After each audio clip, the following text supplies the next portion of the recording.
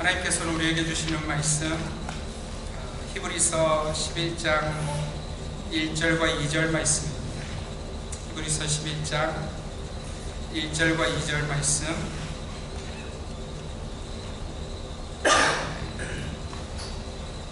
우리 한 목소리로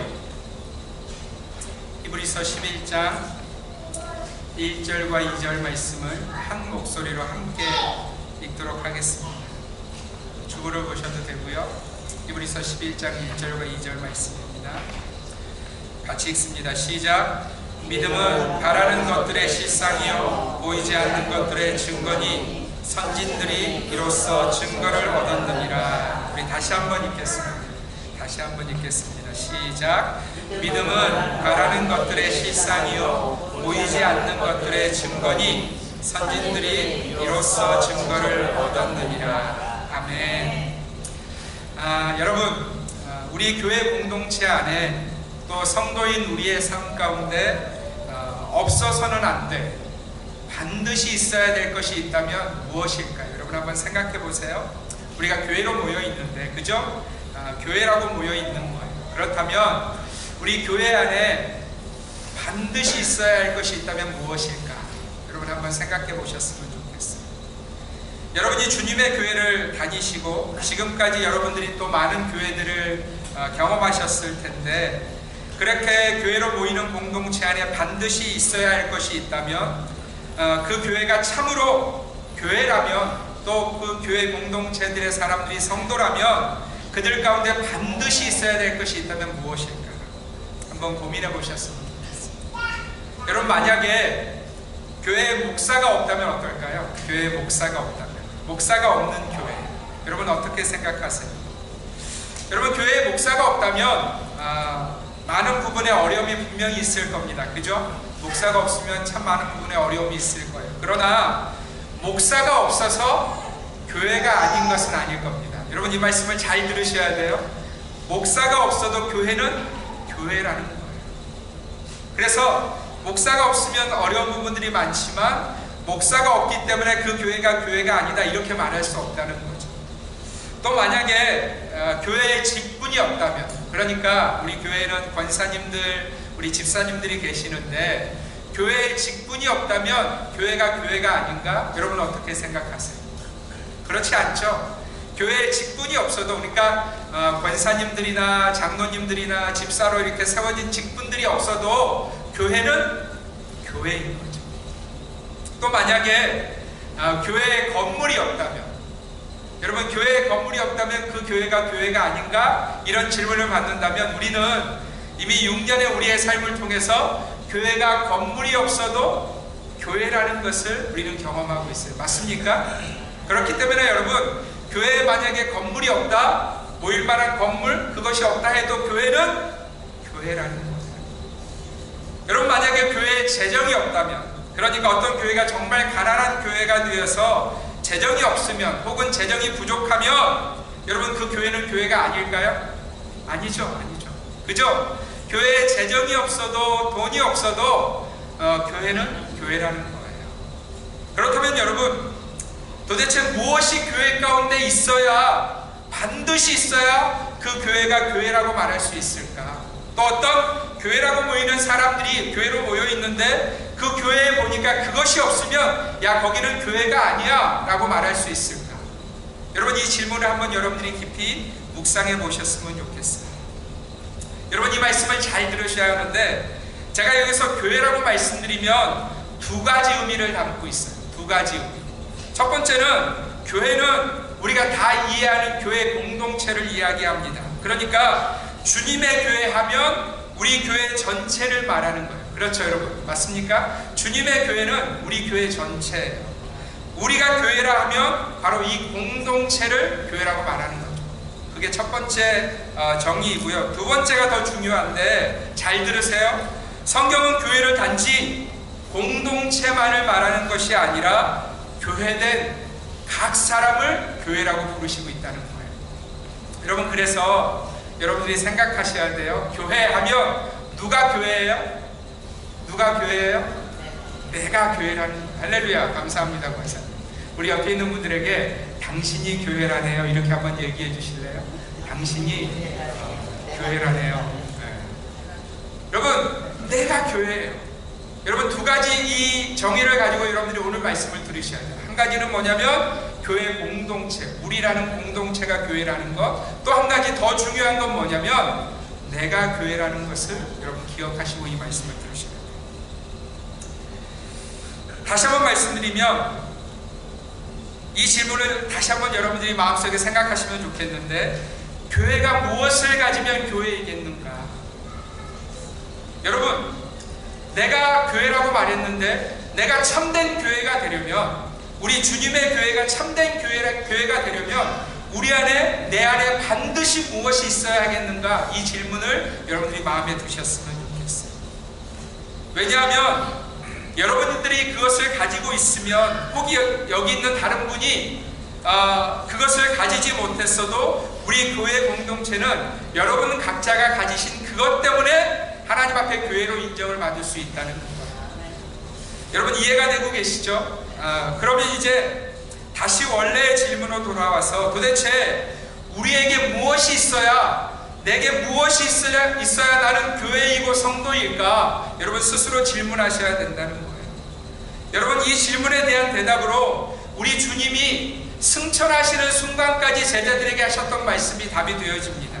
우리 먼저 마가복음 16장 14절 말씀을 잘 따라오셨으면 좋겠어요. 함께 읽습니다. 시작. 그 후에 11제자가 음식 먹을 때 예수께서 그들에게 나타나사 그들의 믿음 없는 것과 마음이 완악한 것을 꾸짖으시니 이는 자기가 살아나는 것을 본 자들의 말을 믿지 아니함일로라. 사랑하는 성도 여러분, 오늘 이 본문의 말씀은 예수님의 그 3년의 공생의 사역 동안에 하신 말씀이 아니에요. 주님이 이미 십자가의 시간을 지나서, 죽음의 시간을 지나서 3일 만에 부활하신 이후에 제자들을 만나신 그 장면의 말씀이 오늘 이 마가복음 16장 14절입니다. 그런데 부활하신 예수님이 제자들을 만나셔서는 지금 뭘 하고 계시냐면 제자들을 꾸짖고 계시다는 거예요. 꾸짖고 계시다는 거예요. 제자들을 책망하고 계시다는 거예요. 여러분, 그러면 왜 주님이 이 승천하시는 그 순간까지 제자들을 책망하고 계시는가? 우리가 주의 깊게 볼 필요가 있어요. 여러분, 주님이 제자들을 꾸짖으시는데 그들에게 무엇이 없기 때문이었다고? 무엇이 없기 때문에 그들을 꾸짖으신다고 말씀하고 있어요? 네, 오늘 본문에 보면 2번이나 그 이유가 적혀져 있는데 그 이유는 그들의 믿음 없는 것과 믿지 않음 때문이라고 말씀하고 있어요. 여러분, 그렇다면 이 말씀은 이런 의미가 되는 겁니다. 제가 처음에 말씀드렸던 우리 주님은 교회에 목사가 없는 것이나 직분이 없는 것이나 건물이 없는 것이나 재정이 부족한 것 때문에 책망하거나 꾸짖지는 않으시는데, 오직 한 가지 그 공동체에게, 그 제자들에게, 그 인생들에게 무엇이 없으면 그들이 무엇을 가지지 못하면 꾸짖으신다는 거예요? 믿음이 없습니다. 사랑하는 성도 여러분, 우리 주님이 제자들을 꾸짖으신 이 말씀을 통해서 우리는 깊이 묵상해야 할 것입니다. 여러분, 우리 주님이 꾸짖으셨다는 이 말은 단지 우리 주님이 화를 내셨다는 정도로 이해하시면 안 돼요. 우리 주님이 꾸짖으셨다는 것은 단지 인생인 우리처럼, 여러분 우리 인생에 어느 날 갑자기 이렇게 벌떡벌떡 화가 날 때가 있어요, 없어요? 짜증이 올라올 때가 있어요, 없어요? 네. 갑자기 저 사람 왜 저래? 이럴 때가 있어요, 없어요? 있죠? 여러분, 우리 주님이 지금 그래서 갑자기 그 마음에 짜증이 나셔서 꾸짖고 계시지는 않을 거예요. 우리와 다르신 주님이시니까. 그죠? 여러분, 우리 주님이 이 믿음이 없는 문제 때문에 이렇게 예민하게, 심지어 지금 그토록 사랑하시는 자신의 제자들을 책망하시는 이유는 이것 때문이었어요. 우리 마가복음 16장 16절 말씀 함께 읽습니다. 시작. 믿고 세례를 받는 사람은 구원을 얻을 것이고 믿지 않는 사람은 정죄를 받으리라. 여러분, 놀라운 말씀을 주님이 주시고 계세요.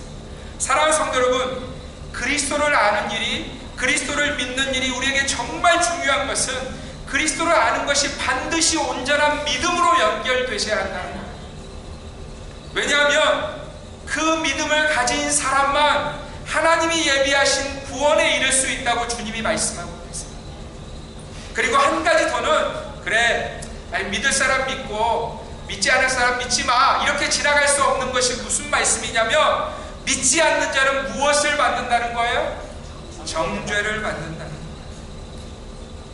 사랑하는 성도 여러분, 오늘 이 말씀은 예배하는 저와 여러분들에게도 동일하게 적용이 되어집니다. 오늘 우리가 이 세상에 그 어떤 것을 가지지 못했어도 우리 주님은 절대로 저와 여러분들을 책망하거나 꾸짖지 않으실 거예요. 그죠?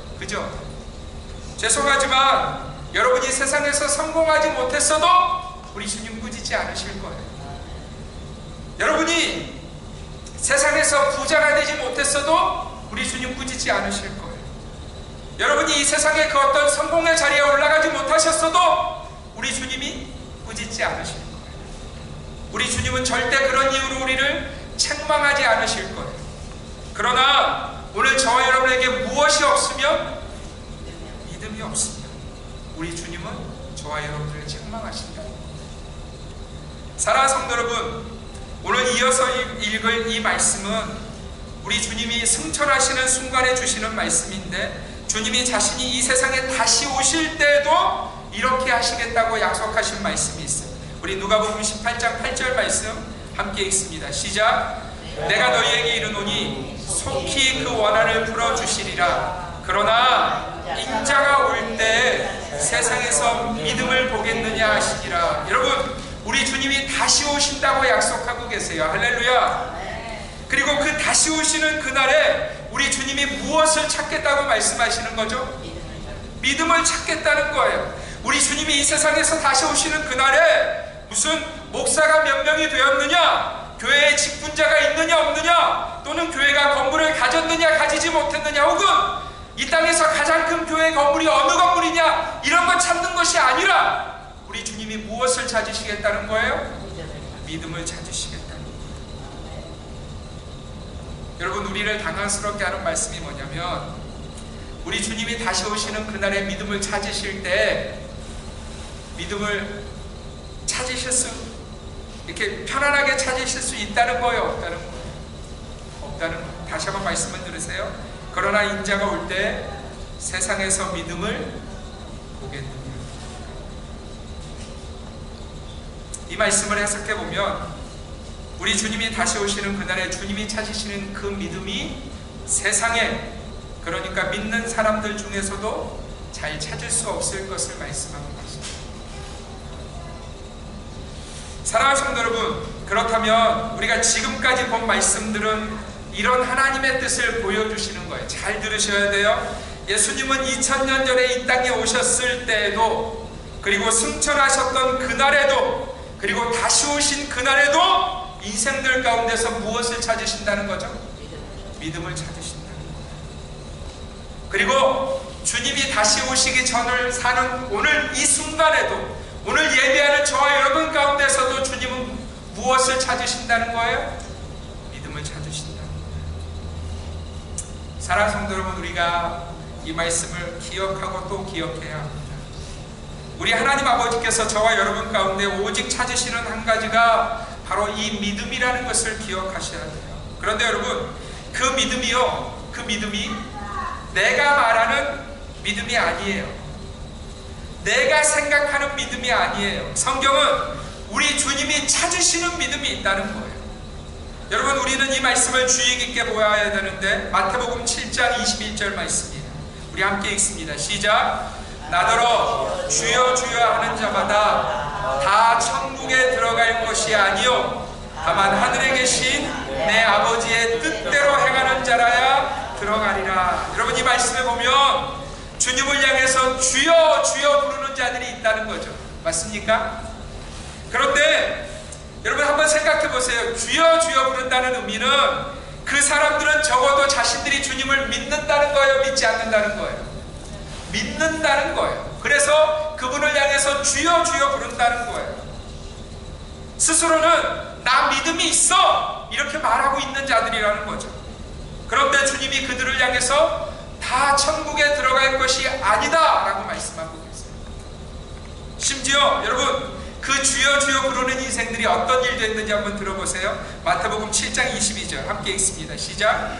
그날에 많은 사람이 나더러 이르되 주여 주여 우리가 주의 이름으로 선지자 노릇하며 주의 이름으로 귀신을 쫓아내며 주의 이름으로 많은 권능을 행하지 아니하였다이까 하리니.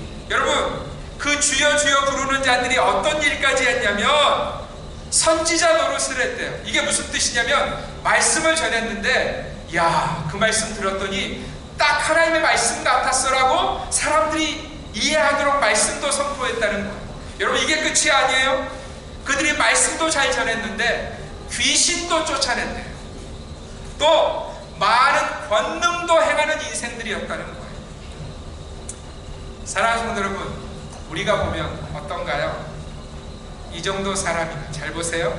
말씀도 백주성 목사보다 훨씬 더 잘 전하고, 또 귀신도 쫓아내고, 또 권능도 행하고. 여러분, 그 정도 사람이면 우리가 볼 때 믿음 있어, 믿음 없어, 어느 거 얘기하시겠어요? 야, 저 정도면 대단한 믿음이네, 이렇게 이야기하지 않겠어요? 그런데 그런 이들을 향한 주님의 결론을 보세요. 주님이 뭐라고 말씀하시는지 보세요. 마태복음 7장 23절 함께 읽습니다. 시작. 그때 내가 그들에게 밝히 말하되 내가 너희를 도무지 알지 못하니 불법을 행하는 자들아 내게서 떠나가라 하니. 사랑하는 성도 여러분, 우리가 이 말씀을 우리의 마음과 삶에 깊이 두어야 합니다. 주님이 그 수많은 권능과 기적과 말씀까지도 잘 전한 이들을 향해서 내가 너희를 도무지 알지 못하니, 주님이 모르신다는 거예요. 그러니 불법을 행하는 자들아 내게서 떠나가라 라고 주님이 말씀하실 것이다. 사랑하는 성도 여러분, 이 말씀은 우리로에 참 많이 우리를 돌아보게 하는 말씀이에요. 자신들은 주를 믿는다고 말하는데 그들 스스로 심지어 주의 이름으로 많은 일들을 했음에도 불구하고 그들이 가진 믿음은 주님이 원하시는, 주님이 찾으시는 믿음이 아니었다고 말씀하십니다. 나는 믿어, 나는 믿는다니까, 나는 진짜로 믿어, 그들 스스로는 이렇게 이야기했는데 주님의 이름에 근거해서 수많은 일들을 행했는데도 불구하고 그 믿음은 주님이 찾으시는 그 믿음이 아니었다는 거예요. 사랑하는 성도 여러분, 다시 한번 말씀드리면 믿음이 다 믿음이 아니고요, 주님이 인생 가운데 찾으시는 그 믿음이 있다고 우리 주님 말씀하십니다. 그래서 여러분, 우리가 깊이 한번 생각해 보셨으면 좋겠어요. 내가 가진 믿음이 주님이 찾으시는 그 믿음인가? 여러분, 이 질문을 다시 한번 던집니다.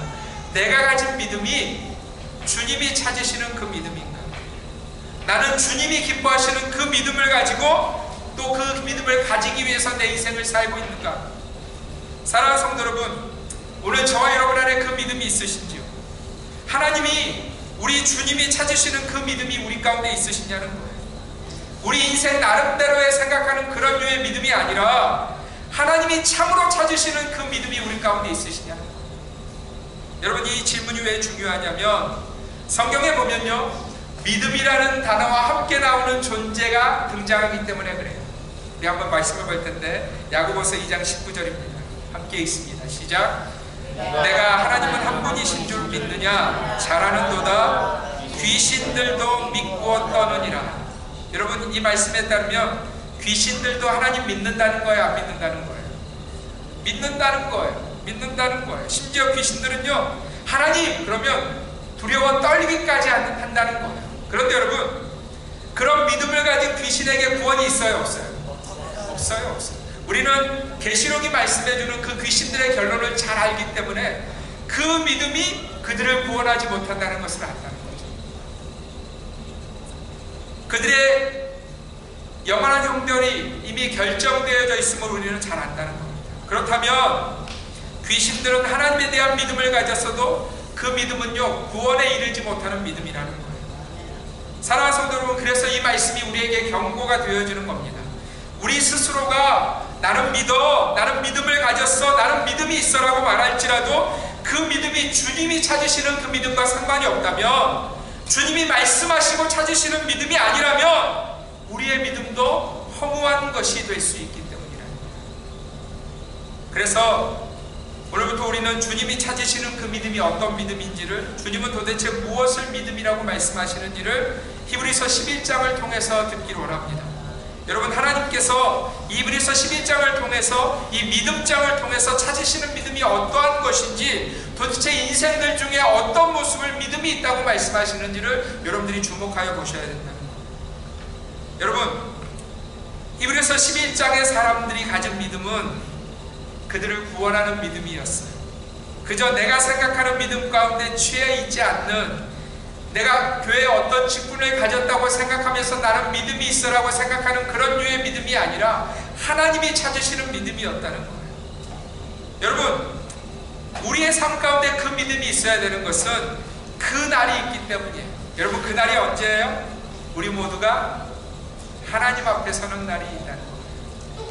여러분 아십니까? 우리 모두의 인생이 하나님 앞에 서는 날이 있다는 것을 아세요?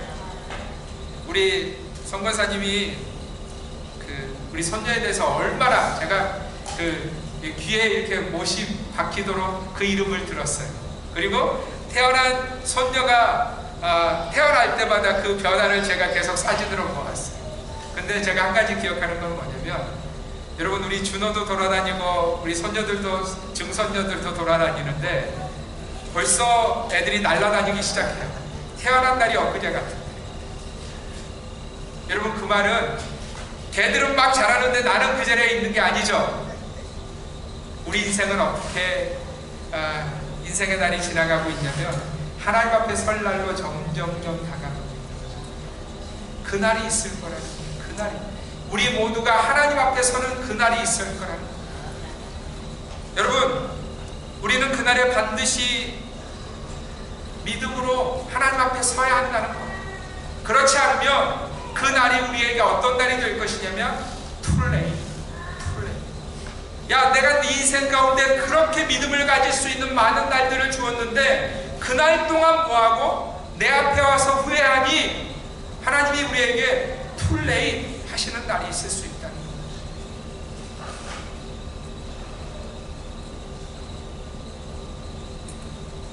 사랑하는 성도 여러분, 오늘 저와 여러분들의 인생의 이 날이요, 내 안에 믿음을 가지기 위한 가장 좋은 날인 줄 믿으시기를 바랍니다. 내가 믿음을 가지기 위해서 오늘을 사셔야 한다는 거예요. 여러분, 지금부터는 그러면 하나님이 찾으시는 그 믿음이 도대체 무엇인가? 여러분, 우리가 그 툴레잇의 날을 만나기 이전에 그 믿음을 가져야 될 거 아니에요? 그 믿음, 하나님이 찾으시는 그 믿음이 무엇인가? 우리 말씀을 통해서 한번 볼 텐데, 히브리서 11장 1절 말씀을 다시 한번 읽겠습니다. 히브리서 11장 1절 함께 읽습니다. 시작. 믿음은 바라는 것들의 실상이요 보이지 않는 것들의 증거니. 여러분, 사실 이 말씀에 그 해석이 좀 모호합니다. 도대체 하나님이 말씀하시고 싶은 것이 정확하게 무엇인지 잘 이렇게 해석할 수 없는 그런 말씀인데, 제가 다른 번역서에 봤더니 이렇게 해석되기도 했어요. 들어보세요. 믿음은 우리가 바라는 것들을 보증해주고 볼 수 없는 것들을 확증해줍니다. 이렇게 되어져 있어요. 여러분, 다른 번역을 들어도 사실 솔직히 도대체 믿음이 무엇인지, 주님이 말씀하시는 무엇인지가 정확하게 해석이 되어지지 않습니다. 그래서 제가 이 본문에 해석한 신학자들의 좀 도움을 받았으면 좋겠는데, 그 신학자들이 이렇게 우리에게 도움을 줍니다. 그러니까 믿음은 바라는 것들의 실상이요 보이지 않는 것들의 증거니라는 이 말씀을 온전히 깨달으려면 이 근거에서 시작해야 된다는 거예요. 잘 들으셨으면 좋겠어요. 믿음이라는 것은 미래에 이루어질 일의 확신을 가지고 현재를 즐길 수 있도록 하는 능력이다. 여러분, 잘 마음에 새기세요. 믿음이라는 것은 미래에 이루어질 일에 대한 확신을 가지고 현재를 즐길 수 있도록 하는 능력이다. 조금 더 구체적으로 말씀드리면, 하나님에 대한 믿음은 미래에 하나님께서 성취시켜 주실 하나님의 약속을 소망으로 삼고 오늘이라는 현재의 삶을 즐길 수 있도록 하는 능력이 믿음이라는 거예요. 여러분, 이 전제는 우리의 믿음에 대한 오해를 수정시켜 줍니다.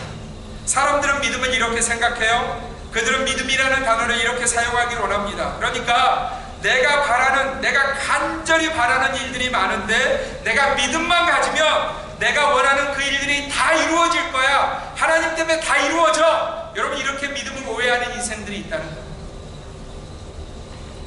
여러분, 다시 한번 1절의 말씀을 온전히 깨닫기 위한 전제를 잘 들으세요. 믿음이라는 것은 미래에 이루어질 일의 확신을 가지고 현재를 즐길 수 있도록 하는 능력이다. 여러분, 우리가 믿음을 가지면, 하나님이 말씀하신 믿음을 가지면, 더 구체적으로는 하나님이 우리에게 주신 약속의 말씀을 붙들고 그 약속의 말씀이 미래에 이루어질 것을 확신하며, 오늘 우리 인생이 아무리 어려운 광야 가운데 있다 할지라도, 우리가 아무리 깊은 고난 가운데 고난의 시간을 지나간다 할지라도, 우리는 우리가 가진 그 온전한 믿음 때문에 현재를 불안하거나 두려워하거나 낙심으로 살지 않고 오늘이라는 현재를 오히려 즐길 수 있는, 그것이 믿음이라는 거예요.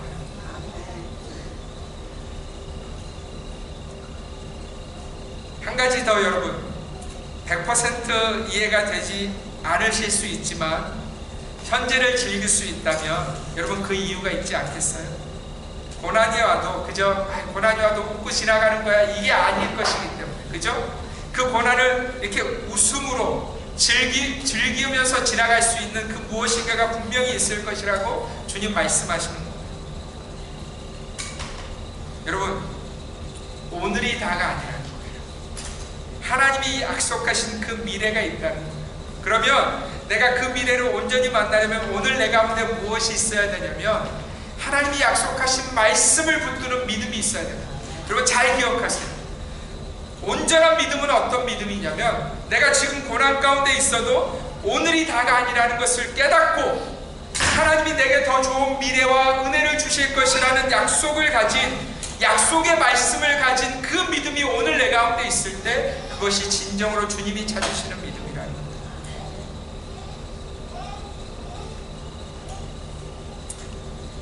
사랑하는 성도 여러분, 세상은요, 자기 확신을 믿음이라고 착각할 때가 있어요.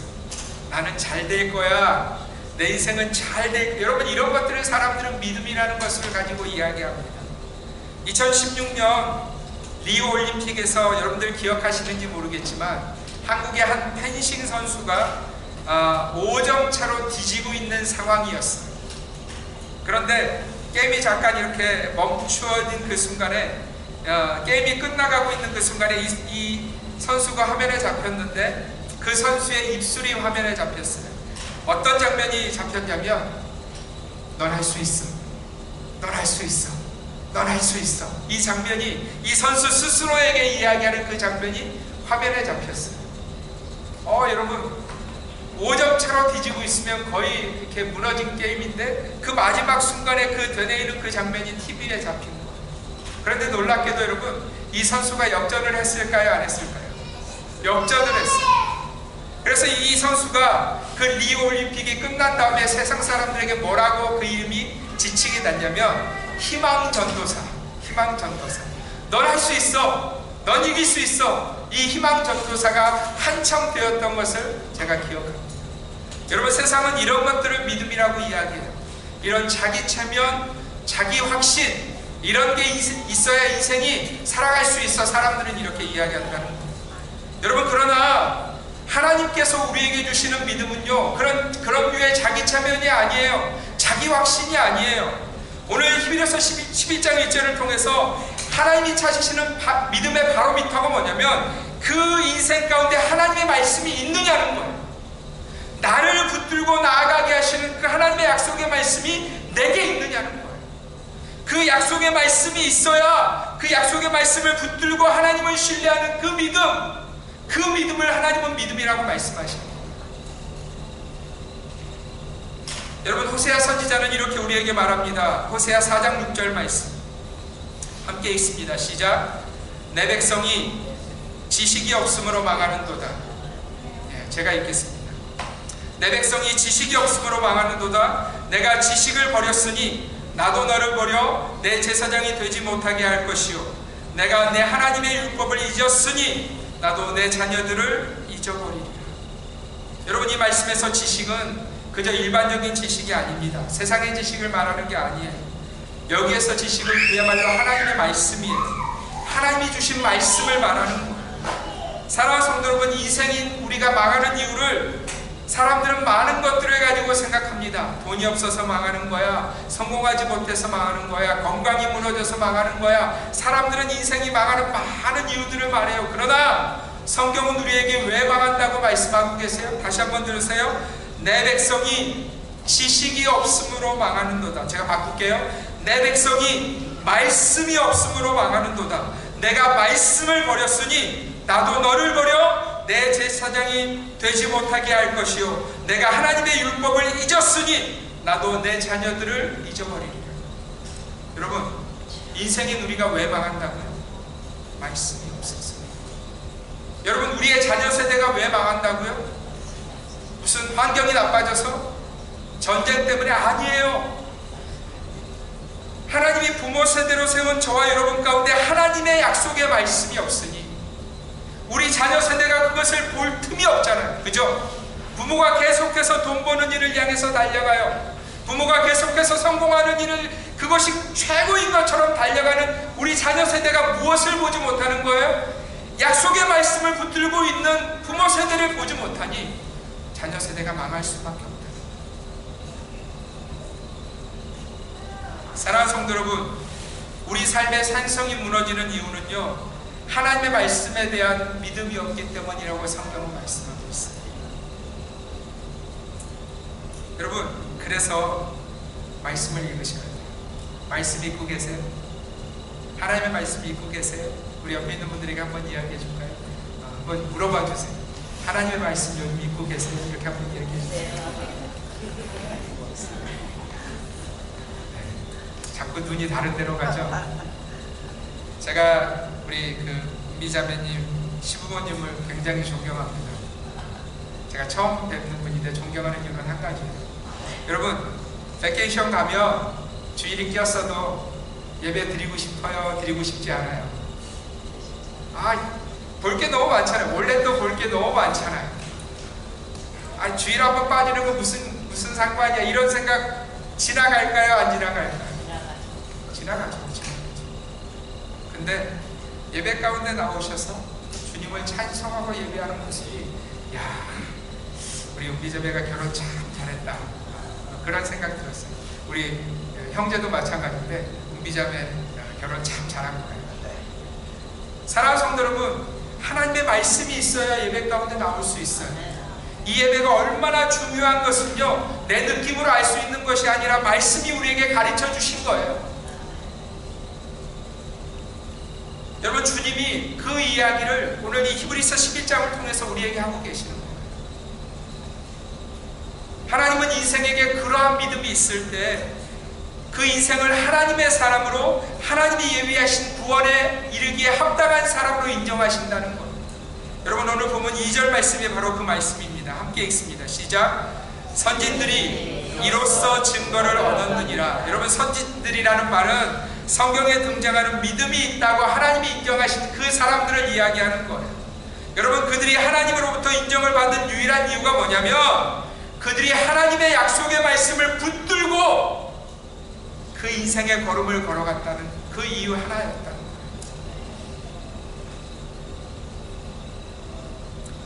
사랑하는 성도 여러분, 그래서요, 온전한 믿음은요, 하나님이 찾으시는 그 믿음은요, 오직 인생인 우리가 자기 확신이나 자기 체면에 빠져서 잘 될 거야 라고, 앞으로 내 인생은 잘 될 거야 라고 하는 그 자기 체면에서 시작한 그 믿음이 아니고요, 하나님이 주신 약속의 말씀을 붙들고 그 말씀대로 사는 인생만이 하나님이 인정하시는 그 믿음을 가진 자가 된다고 말씀하십니다. 여러분, 이렇게 보면 말씀이 없으면, 그 인생의 중심에 하나님의 약속의 그 말씀이 없으면 그가 믿음이 있는 거예요? 없는 거예요? 우리가 이미 마태복음 7장을 통해서 나눴듯이 주님은 그런 자들을 향해서 불법을 행하는 자들아, 다 내게서 떠나가라. 그들이 아무리 선지자답게 말을 잘해도, 권능을 행해도, 귀신을 쫓아내도 그들을 향해서 이렇게 말씀하신다는 거예요. 여러분, 우리 주님이 그 다음 절에서 이렇게 말씀하세요. 우리 마태복음 7장 24절 25절 함께 읽습니다. 시작. 그러므로 누구든지 나의 이 말을 듣고 행하는 자는 그 집을 반석 위에 지은 지혜로운 사람 같으리니 비가 내리고 창수가 나고 바람이 불어 그 집에 부딪히되 무너지지 아니하나니 이는 주추를 반석 위에 놓은 까닭이라. 사랑하는 성도 여러분, 우리 주님은 우리가 우리의 삶을 통해서 짓는 인생의 집이 단지 육체만이 아니라 영혼의 집이 무너지지 않는 방법을 말씀하고 있어요. 누구든지 나의 이 말을 듣고 행하는 자라는 말씀, 하나님이 주신 말씀을 붙들고 그 말씀대로 순종하는 자, 아니 순종을 넘어서 복종하는 자는 그 인생의 집을 반석 위에 짓는 자라고 말씀하고 있어요. 말씀을 정리하면 하나님이 우리를 구원하시는 그 구원은요, 오직 하나님이 찾으시는 그 믿음이 우리에게 있을 때만이 가능함을 우리는 들었습니다. 그리고 그 믿음은 자기 확신이나 자기 열심이나 자기 최면으로 나 잘할 수 있어, 나 열심히 하고 있어 라는 어떤 자기 신념으로 되는 믿음이 아니라 오늘도 하나님의 약속의 말씀을 붙들고 내 생각과 내 상식과 세상이 내게 들려주는 그 수많은 이야기가 있다 할지라도 오직 약속의 말씀을 붙들고 오늘을 사는 자만이 하나님이 찾으시는 그 믿음 가운데 있을 수 있다. 여러분, 말씀을 마치면서 히브리서 11장에는요 우리를 놀랍게 하는, 우리를 당황스럽게 하는 인생들의 모습이 적혀져 있습니다. 우리 35절에서 38절 함께 읽습니다. 시작.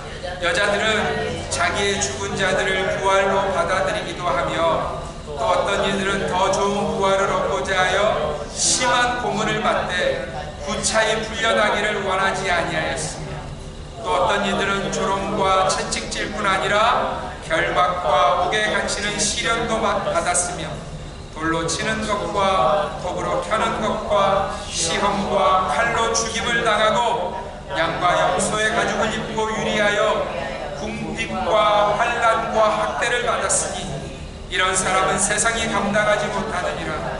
그들이 광야와 산과 동굴과 토굴에 유리하느니라. 여러분, 예수를 믿었는데 그 인생들 가운데 어떤 일이 주어졌어요?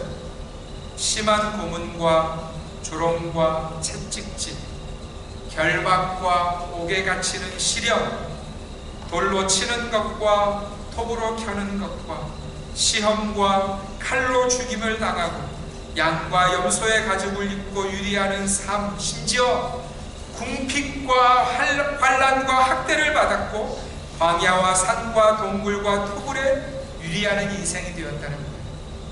예수를 믿었습니다. 예수를 믿었습니다. 여러분, 이런 일을 만났는데도 이 사람들은 여전히 교회 안에 있었어요.